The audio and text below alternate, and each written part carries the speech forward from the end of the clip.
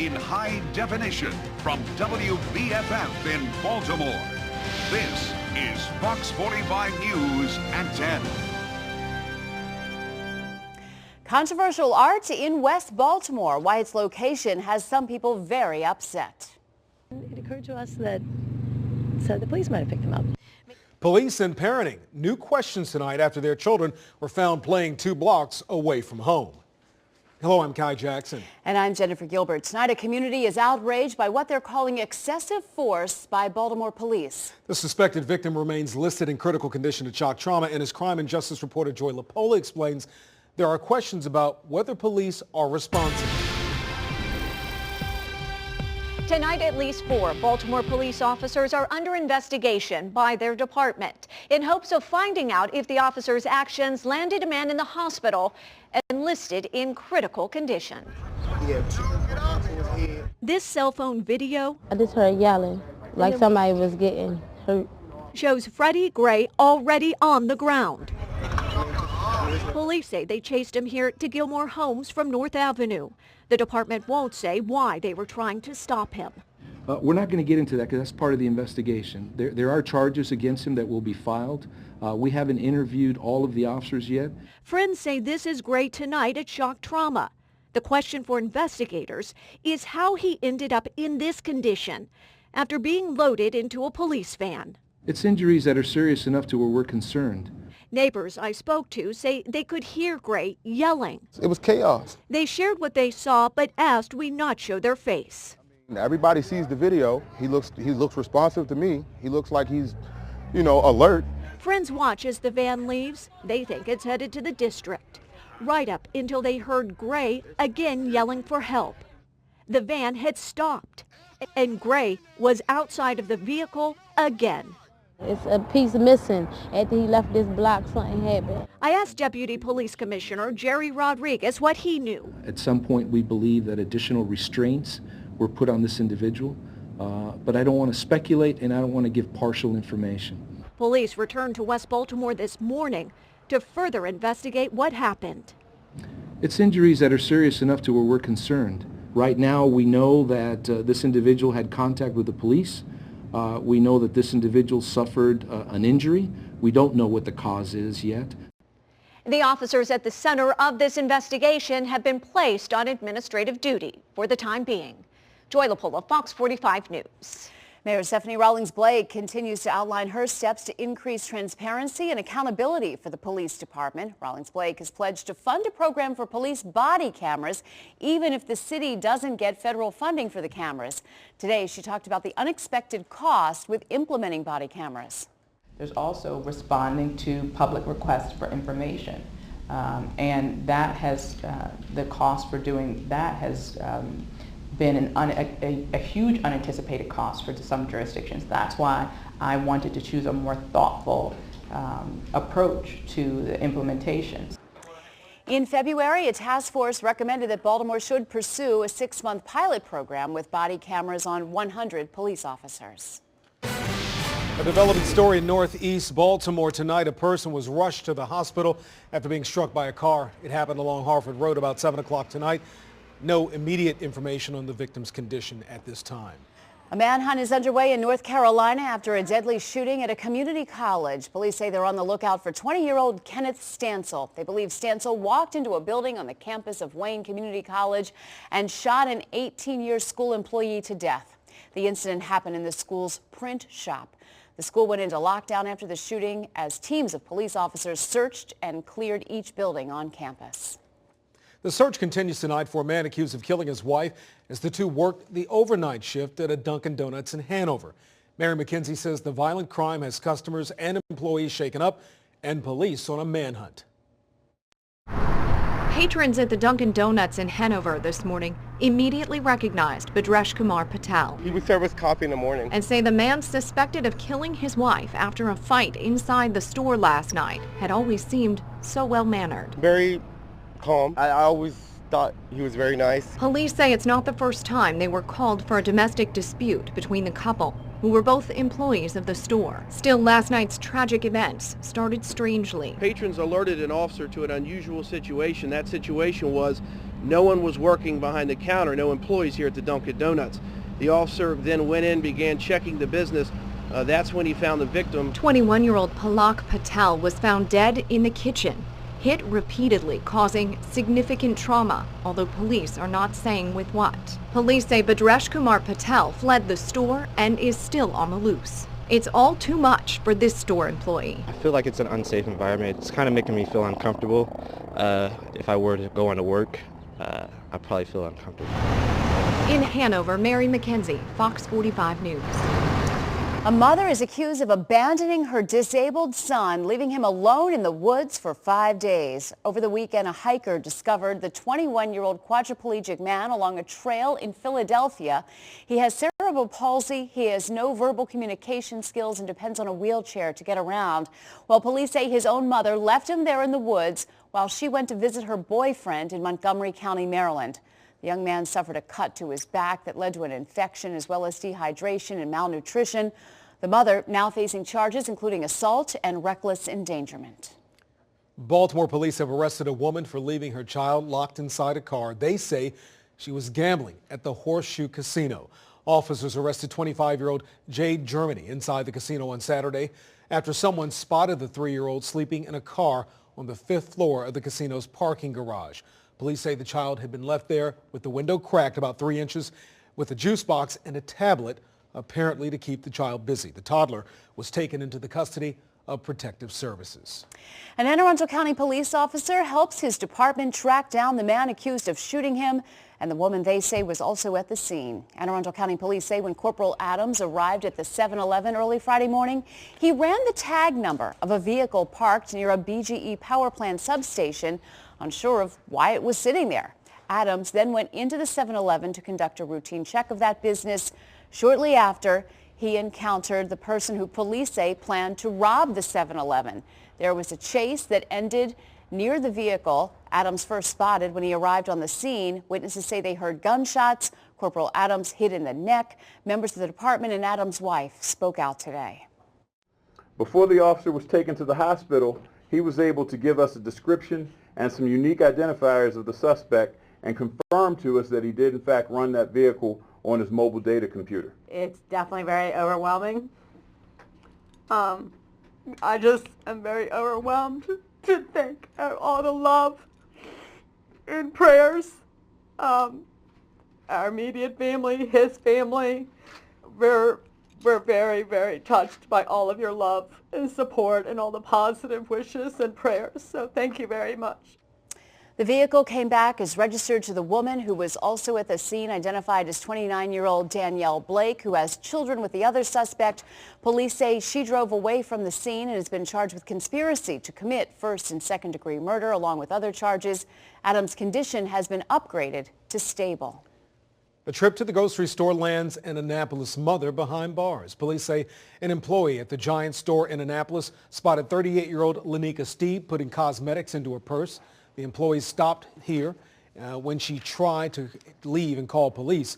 She told officers that she didn't have the means to buy a present for her daughter, so she swiped nearly $250 worth of cosmetics. Steed said the makeup was her daughter's present for getting her learner's permit. She's now facing theft charges.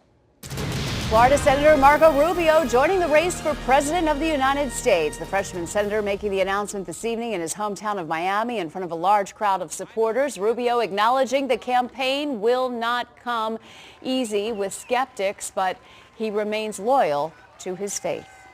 I recognize the challenges of this campaign, and I recognize the demands of this office that I seek. But in this endeavor, as in all things, I find comfort in the ancient command. Be strong and courageous. Do not tremble or be dismayed, for the Lord, your God, is with you wherever you go. Rubio joins a race already heating up. Both Senators Ted Cruz and Rand Paul announced their bids earlier this month. Former Secretary of State Hillary Clinton will hold her first official event in the 2016 campaign tomorrow in Iowa. She climbed into a van for a 1,000-mile road trip from her home in Chappaqua, New York, to her first stop in Monticello, Iowa. She'll pass through key battleground states on the way, meeting voters. Now, some voters in Iowa remember her run in 2008 and now question how much of a middle-class champion Clinton actually is. Ties to Wall Street. Some of the votes, as I understand from what I've read, that she has voted that have not been as strong on keeping the banks in line and lending. Bill Clinton will not be at her side in Iowa at this point. One of Mrs. Clinton's potential challengers grabbed a little bit of national attention on Saturday Night Live. Here's how the SNL writers imagined Hillary Clinton assessing her primary opponents and shooting a selfie video announcement. I'm sure I will face some stiff competition from my fellow Democrats. People like Martin O'Malley, who could really give me a run for my money.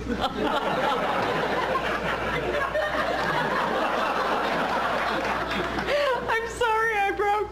It's too funny. Martin O'Malley instead of me. He sounds like a Simpsons character. O'Malley responded quickly on his Twitter page, tweeting, quote, "For the record, I've always loved The Simpsons." Now, you can see the full parody segment by following the link on our website, foxbaltimore.com, and click on Around the Web. Well, it's a late night for state lawmakers in Annapolis as they're rushing to meet a midnight deadline for the 2015 session, and a few key issues are still unresolved. John Rydell live at the State House with the last-minute turmoil. John. Jennifer, dozens of bills remain in limbo, including a bill that would expand charter schools in Maryland, but they are actually making progress. Earlier tonight, the House of Delegates and Senate gave final approval to their versions of the state budget. Now, both the House and Senate have agreed to boost funding for Baltimore City and other jurisdictions where the cost of living is actually higher, but it is still unclear whether Governor Hogan will fully fund that extra amount. Now, Democrats say that is critical. And while the governor calls the budget passed by the House and Senate tonight irresponsible, he says taxpayers are still the winners. The good news is we still have no tax increases for the first time in 8 years. I think we will get some of our tax relief proposals enacted, hopefully. And the budget is going to grow at a slower rate than it has in 40 years. So that's a big win. Now, many bills did not survive this session, including a bill that would legalize assisted suicide, a bill to mandate convicted drunk drivers use an ignition interlock system, and several bills that would have called for more transparency in police departments. However, a bill did survive this session, and it requires all police-involved shootings that result in a death to be reported to a state agency every year. We're live in Annapolis. John Rydell, Fox 45 News.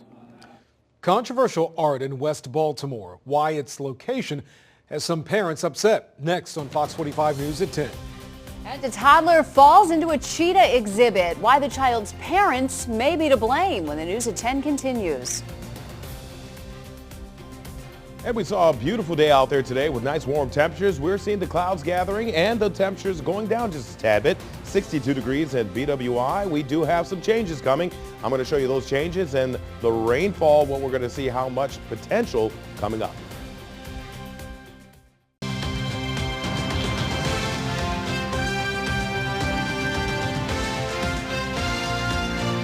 Baltimore County Police continue to look into the murder-suicide of a Parkville family found dead inside their home last week. Fox 45's Adam Yosem has new information released by investigators today. Since this weekend, the collection of flowers and cards left by friends and neighbors has grown larger. People doing what they can to pay their respects for the Mendoza family, seen here in a photo from Facebook. A family found dead last week from a murder-suicide. One of the cards addressed to the Mendoza's 15-year-old daughter Molly, a student at Loch Raven High School. Grief counselors were on hand for students and staff today who returned to school after spring break. Today, police released more details on how all three were found by officers responding to a 911 call in reference to the mother not showing up to work. Police say the mother and father, Gilbert and Vadrana Mendoza, were found in their bedroom downstairs. The female had multiple gunshot wounds and multiple stab wounds. The male had multiple stab wounds and a single gunshot wound. Their daughter was found in a bedroom upstairs. She had a single gunshot wound. And while the autopsies aren't final yet, investigators believe that the 15-year-old female was not the aggressor in the incident. Police have an idea of what happened Friday, but are still waiting for autopsy results to confirm their suspicions. In Baltimore County, Adam Yosem, Fox 45 News. New tonight, Jodi Arias sentenced to life in prison without parole. Arias was sentenced for the 2008 murder of her ex-boyfriend, Travis Alexander. She was found guilty of first-degree murder in 2013, but 2 juries were deadlocked on whether to sentence Arias to life in prison or death. The judge made the decision. The Arias family says they're relieved the case is finally over. It's been rough on our family, too. You know, we haven't been here. I've been here every day of the trial, so Jodi's going to move on. We're all going to move on, and I'm just glad that it's done and over with. Before sentencing, Arias said she was truly disgusted and repulsed with herself for what she did. The white police officer in South Carolina charged with murder after shooting a black man after a traffic stop will not face the death penalty. The chief prosecutor in Charleston County says none of the factors needed to seek the death penalty apply in this case, such as kidnapping or robbery. But Michael Slager now faces another lawsuit. Newly released video shows Slager using a stun gun at a traffic stop last year. In the dash cam footage, Slager is the second officer to approach the scene after the driver, Julius Wilson, is pulled over. The suspect appears to be resisting arrest as the officers try to pull him from the vehicle. Once the suspect was on the ground, Slager seems to use the stun gun on him. Wilson is suing Slager and the other officers over the incident, claiming the stun gun caused injuries and wasn't necessary. Well, art is sometimes about pushing boundaries. Paul Gessler reports from West Baltimore, where some neighbors say those lines were crossed this weekend when an art display was set up across from a school. When parents here at Westside Elementary School dropped their kids off this morning, they noticed about 40 of these dolls painted black across the street. But it's where these dolls were that had concerned parents calling us. In almost every neighborhood, I think that it's bold. there's a house that stands out from the rest. Is he crazy? That was my first reaction. There's no debate what house on Parkwood Avenue in West Baltimore takes that title. I don't understand what it's trying to send. I mean, this is a black neighborhood, and why would they do that? You know what I mean? This house stops traffic on roads and on sidewalks. This is shocking. This is what's going to bring attention to it. This. Not everybody racist, but whoever did this gotta be. Close to 4 dozen dolls, painted black, hanged from a tree. This is what it says. It says, rest in peace to those who were lynched. Angela Mason explains it to the kids who just let out of Westside Elementary School, across the street from the lynching display, which was set up Saturday. He is definitely trying to get attention and a message across, and he's definitely doing it. Yeah, it's a dramatic statement, but people being killed is dramatic statements too. This just incites anger. This incites more hatred, and hatred does not stop other hatred. Not everybody racist, but whoever did this gotta be. There's a unique home in every neighborhood, but not debate like this. I didn't live in this time, but I can relate to this time. If you think that something's wrong with the police department and how people are being treated, then you need to do it the right way, and this is not the right way. It's self-explanatory. It's the ugly truth. In no way, shape, or form is this artwork. Artwork or not, it did accomplish its goal. Whether negative or positive, I feel like any attention is good attention. The artist ignored me today when I tried talking to him about this display, but his neighbors tell me he was inspired after the death at the hands of a police officer of Walter Scott in South Carolina. Reporting in West Baltimore, Paul Gessler, Fox 45 News. She fulfilled her dream of playing on an Ohio college basketball team and inspired people across the world in the process. Now those who were inspired are remembering Lauren Hill, the young woman with a heartwarming smile. 19-year-old Lauren Hill passed away from a rare form of brain cancer last Friday. Before she died, she wanted to play basketball for Mount St. Joseph's in Cincinnati. Last November, she got her chance, much to the delight of those in the Cintas Arena. Tonight, many of those people returned for the visitation services for Lauren. Hill played in 4 games and scored 10 points before her condition forced her to stop. I came out here because I admired Lauren so much for fighting her battle against cancer and doing something positive and raising money for pediatric cancer. I thought she just, forgot her own problems and was thinking of someone else. Before she passed away, Lauren set a goal of raising $2.2 million for pediatric cancer research. The 2.2 is for her number 22. To date, roughly $1.5 million has been raised. A Cleveland mother is facing child endangerment charges after her 2-year-old son falls into the cheetah exhibit at an Ohio zoo. Officials say 38-year-old Michelle Schwab is accused of dangling her son over the railing when he dropped 12 feet into the cheetah habitat. The boy is reported to be in stable condition, but he did break his leg in the fall. Both parents jumped into the exhibit once their child fell in. My son and I ran up there and we tried to pull the father out. We couldn't get him out of one side. He ran out around to the other side, but the wall was probably 10 feet. So he had to jump up and grab our hands, and we pulled him out of there. Well, visitors believe the incident could have been much worse had the cheetahs not stayed away. A beautiful spring day outside. Boy, did we love this or what? It was incredible. We're going to check in with Chief Meteorologist Vitas Reed for a first look at your Weather Authority forecast, which is changing though, right, Vitas? Yeah, Jennifer and Kai, we do have some changes that are going to take place as we go through the next few days here. But nonetheless, it looks like we saw a great day today. Looking at some of those highs across the state, 75 degrees in Salisbury, over in Baltimore, downtown Baltimore, 77 down in D.C., 80 degrees. We're headed west a little bit, 79 in Hagerstown, over in Oakland, Garrett County, 77 degrees. So very warm temperatures across central Maryland and northern Virginia in those low 80s, feeling pretty good. Now our temperatures have dropped a bit. We're at 62 degrees in Baltimore, and the clouds are gathering a tad bit as we see our next system pushing in. In fact, looking at HD radar, no precip here, but heading over into Pennsylvania, there are some showers making their way our direction. That will join us late overnight tonight and then into tomorrow morning, giving us a chance for rain showers. So 56 degrees tonight, and we'll see some rain. I'll show you how long the rain will stick around and how that'll affect your day tomorrow coming up. Parenting and police. Children found 2 blocks from home without their parents. Why some believe free-range parenting is a problem.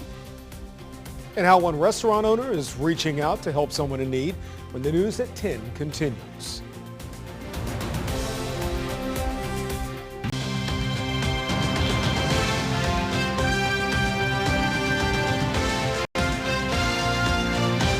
This was a surprise. A deer smashing through a hospital window in Michigan. Hospital workers are used to seeing all kinds of things come through their doors, but this weekend they got a greeting from something they never expected. The deer was caught on surveillance camera here running toward the building. Surveillance video then captured it leaving the building. What happened in between amazed a staff member. And the deer leapt through the window, over her head, over her desk, exited the building through hallway. Well, the deer was in the hospital for about 2 minutes before it finally found its way out. The owner of an Oklahoma restaurant is reaching out to help people in need. Ashley Jarin says it broke her heart to discover that someone was eating the food from the dumpster behind her restaurant. She noticed the trash bags were torn open and the food was taken out. So she put up a sign on the dumpster and at the front door telling whoever was eating from her trash that they are a human being and worth more than a meal from a dumpster. The sign goes on to say the person is welcome to come in for a free meal. I think we've all been in that position where we needed somebody's help. And we just needed somebody to extend that hand. And if I could be just that one person to extend that hand to another one human being and make their day just better, then I will definitely do it. Well, Ashley knows that pride may keep that person away. However, she is hoping that they will take her up on this offer. She says it's the least she can do for someone who is obviously down on their luck. The reason some adults are trying out coloring books in 10 minutes on Fox 45 News at 10. New questions tonight about free-range parenting, where police found one couple's children, and what happened next when the News at 10 continues. And we're going to see some changes coming into play. It was a great day today, but temperature's going to be a little cooler tomorrow, and you're going to need those umbrellas. Dropping the kids off at the bus stop. It's going to be raining, 56 degrees, slightly cooler. Lunchtime, still raining, 60. And pickup, still some showers at 63. I'll show you when that rain's going to get out of here when we warm up again next in my forecast.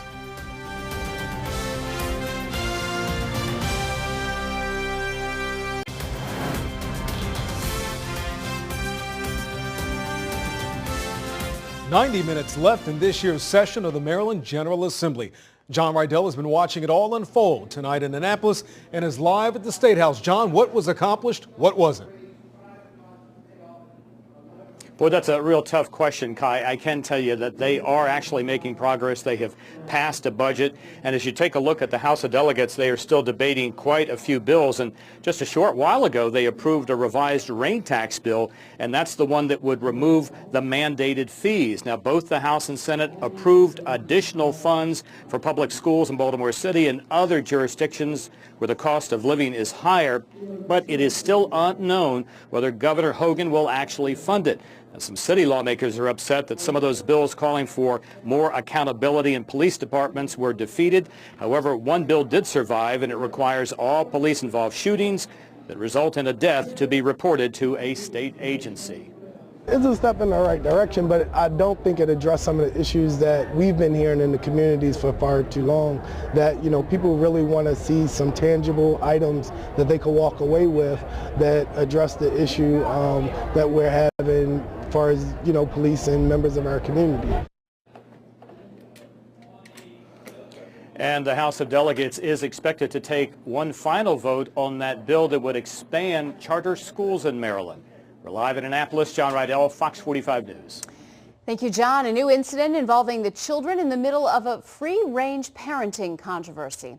As Kathleen Cairns reports, a Montgomery County police officer says he saw a homeless man eyeing the children who were walking home unattended from a park.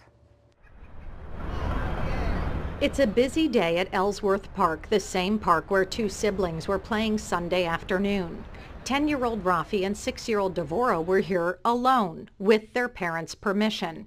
But someone called police, and police approached the children. My son said, okay, you can walk us home. We're just, at this point, they were 2 blocks away. And they said, no, we'll drive you home. And they put the kids in the police car, and they kept them there for 2.5 hours. The kids were taken to Child Protective Services, and their mom says her children are traumatized. And this is not the family's first run-in with authorities. It occurred to us that the police might have picked them up. In December, their parenting style, called free range, led to an investigation after the children were walking alone. The Medibs were found responsible for unsubstantiated child neglect.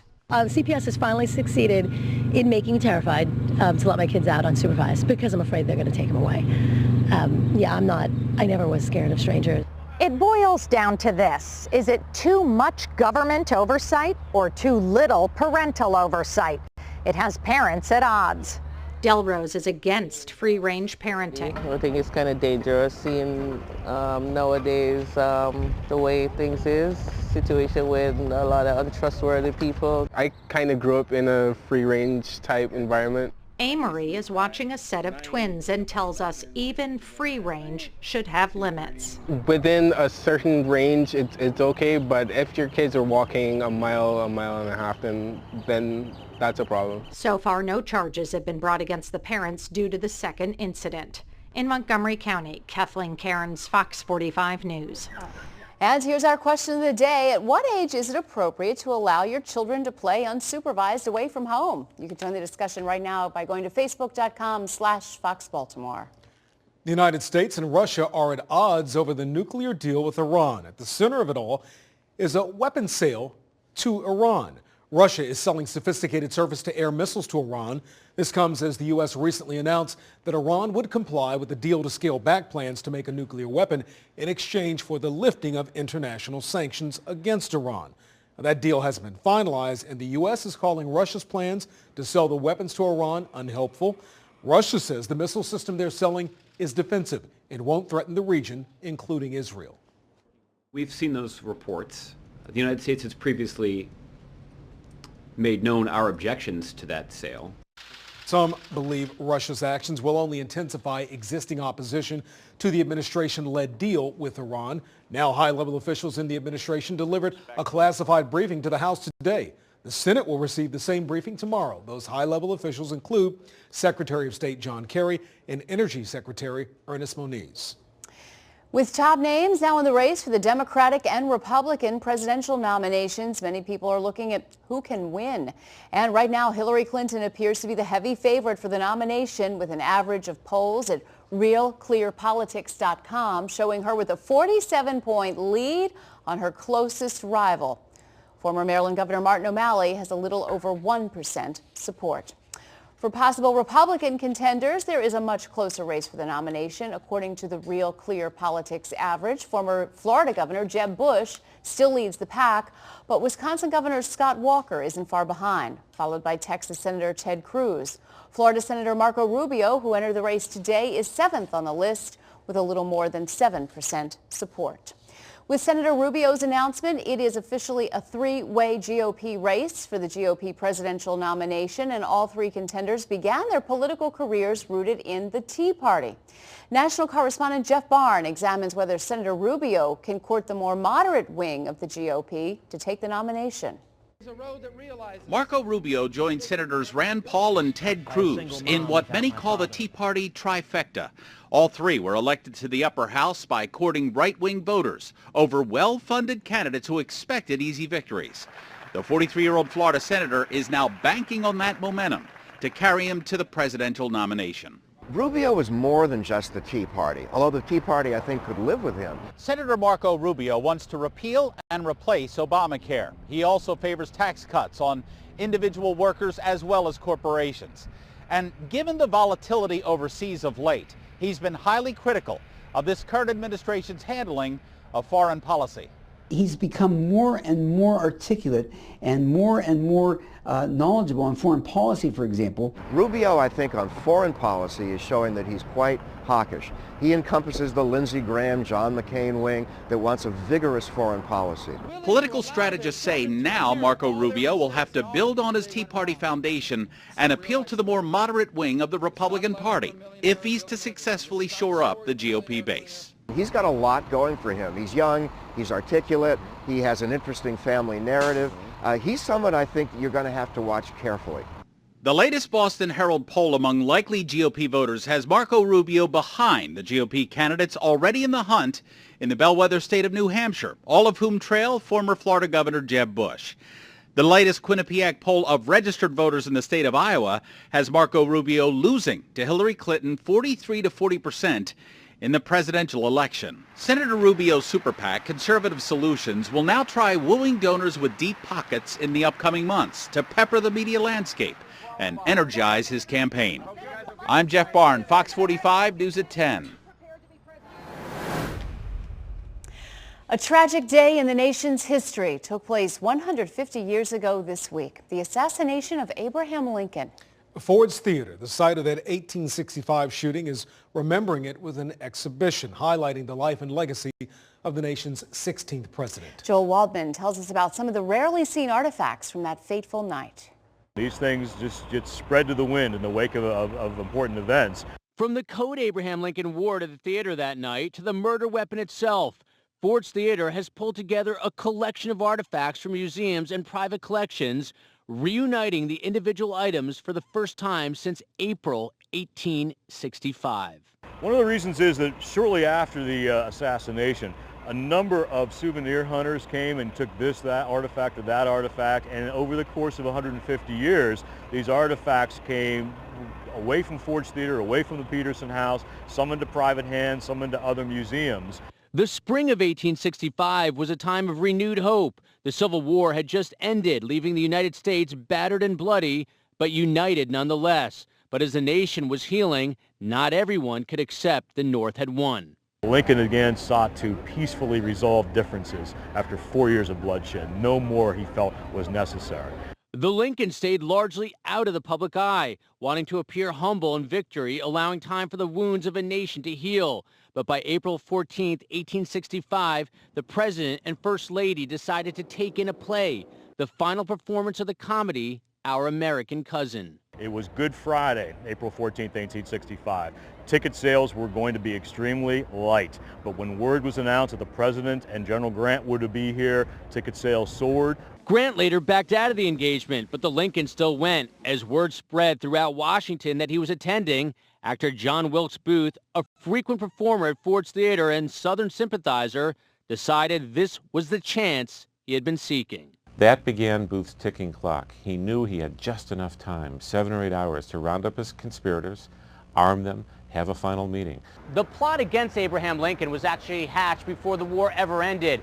Here at Mary Surratt's house, which is now a takeout restaurant in the heart of D.C.'s Chinatown, a group of conspirators planned to kidnap Abraham Lincoln and hold him for ransom. He had 2 or 3 objectives in mind. 1, he wanted to punish Lincoln for crushing the South and winning the war. 2, he wanted to reverse the course of the war if possible by assassinating the top leaders of the government. And Booth's final motive was fame. As a stunned audience struggled to understand what had just transpired, Booth took off by horseback into the night. Meanwhile, a group of doctors in the theater tended to the dying president. Realizing the wound was mortal, they decided to move him to a house across the street. Lincoln lingered through the night, but died by the early morning on the bed of a boarder. His Secretary of War, who was by Lincoln's side, uttered to no one in particular, he now belongs to the ages. In Washington, Joel Waldman, Fox News.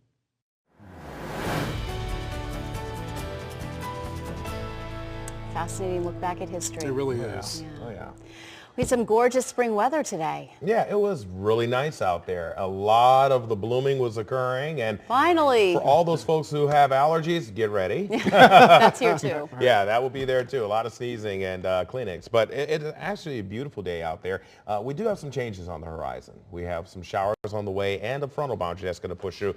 That's going to bring a little cooler air and rain tonight into tomorrow. So folks, get those umbrellas ready and raincoats because you'll need them for tomorrow morning. Make sure the kids at the bus stops are dressed properly because it will be a little cooler, and then that rain will be coming down. So right now, looking at our Mile 1 cam, you can see there the flag off in the distance downtown Towson there. The wind is still blowing pretty good, 62 degrees, winds out of the southeast at 7, humidity levels at 60%, and the clouds are starting to gather a little more as we start to see this front get a little closer. So here's what it looks like as far as temperatures currently across the area. 62 degrees up there in Bel Air, looking at 62 Cockeysville, 62 in Westminster, down in Columbia, 63 in Annapolis, sitting at 60 degrees. Laurel a little cooler at 59. So we'll continue to see those temperatures get a little cooler down into the mid-50s, and you can see on HD radar a few showers across the border north of Cumberland, northwest of Cumberland, up around Uniontown, Indiana, Pennsylvania, Altoona. That rain is the leading edge of rain along the frontal boundary that's pushing our direction. Also shifting those temperatures a little cooler. You can see Buffalo at 55 degrees, 58. That will be the numbers we'll see starting off our morning tomorrow morning with that rain pushing in. Looking at the radar satellite, you can see here how those clouds are thickening up. The showers are moving over Pennsylvania, back towards Pittsburgh and Wheeling, West Virginia. That rain's coming down. Looking at that cold front stretching back towards St. Louis, and then the area of low pressure is still centered down there towards Arkansas. So that's going to ride along the front as the front approaches, giving us that rain shower activity through the morning and afternoon and through much of the day tomorrow. So the future scan timing it out here, you can see 7:30 a.m. your morning rush hours, widely scattered showers across the area. Into our lunch hour, 12:30, looking at decent rain across central Maryland and the eastern shore. And then as we go through the afternoon, still your evening commute, it looks like rain around 4:30 to 5 o'clock. Then by 8 and 9 o'clock, it's getting out of here. And then I think on Wednesday, we'll get more sunshine, drier conditions after the rain pushes through. So it looks like in the forecast tonight, down to 56 degrees, a late rain moves in. And then for tomorrow, have those umbrellas ready. A high of 63, not as warm as what we had today, but still cloudy with rain. A little bit of patchy fog in the morning hours with those winds out of the north at 5 to 10. A closer look at your 7-day forecast coming up in just a few minutes. The extra effort to rescue a group of ducklings in 10 minutes on Fox 45 News at 10. They used to be just for kids, but not anymore. The reason some adults are trying out coloring books after the break.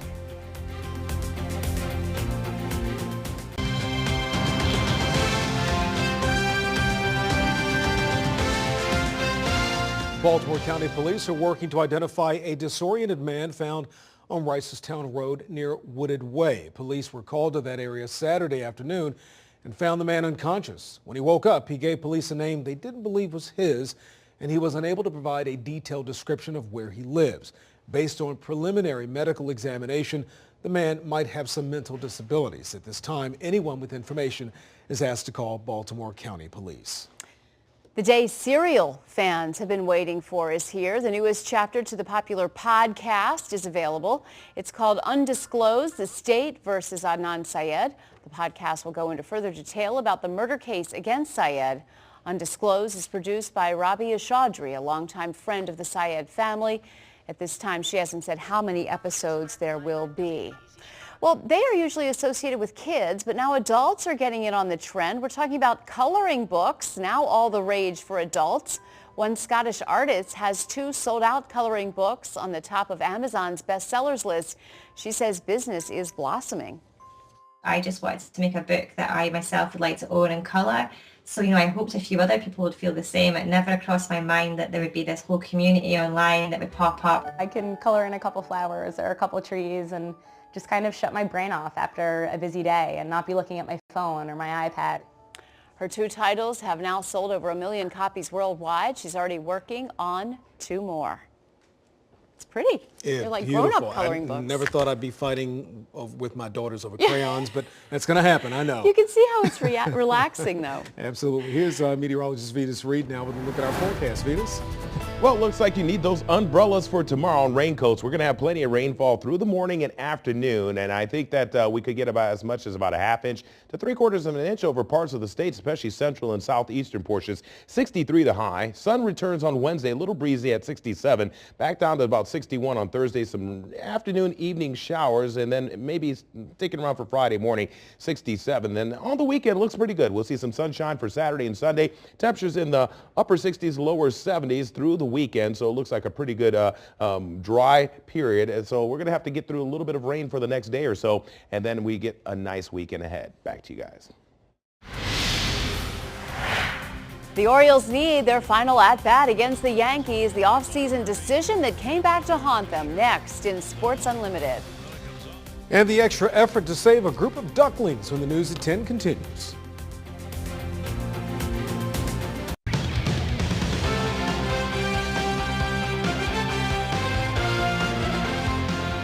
The Orioles were 13-6 against the Yankees last year. Tonight they got their first crack at them. The bullpen continues to be an area of concern for the Birds, and that's putting it lightly. Top of the 7th, New York down 4-2, bases loaded, 2 out. Stephen Drew smashes a pinch hit grand slam off of Tommy Hunter. The O's bullpen has given up at least 1 run in every game. Yankees take a 6-4 lead. Bottom 9, O's down 6-5.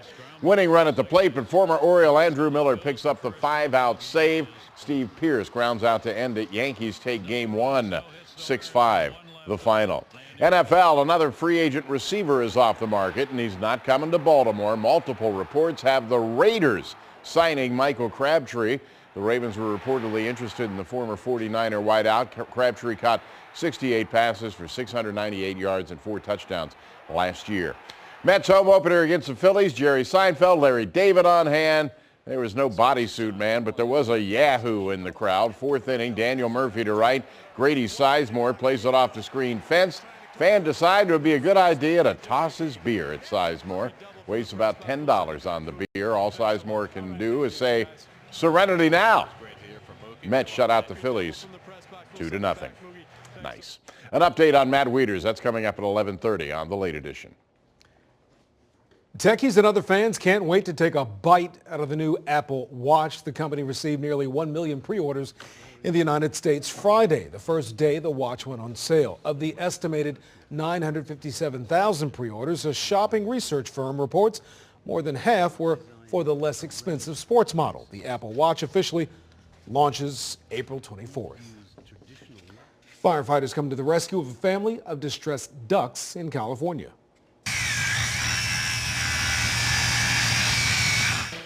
Well, they had to bring out the heavy tools to do it. The ducklings got trapped in a storm drain over the weekend in Costa Mesa.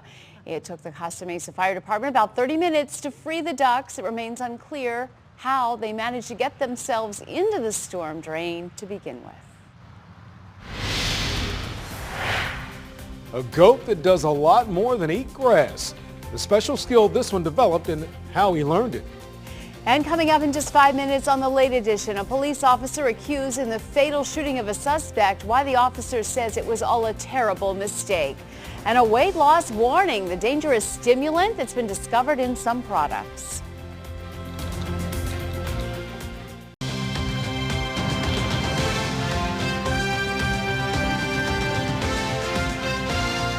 Bodie the goat is stealing the show at a New Mexico zoo. In fact, his special talent has some people calling him Vincent Van Goat. For the last few months, zoo staffers have been teaching Bodie how to paint, and he's building up quite the portfolio. Using his mouth to hold the paintbrush, Bodie creates pieces of art that have people amazed. Bodie's paintings are being sold by the New Mexico Biopark Society. Right now they go for about $40. It was unbelievable. I couldn't believe that that goat was standing there painting, and it was good. It was pretty with all the pictures, and it was different colors. Bodie's paintings are being sold by the New Mexico Biopark Society.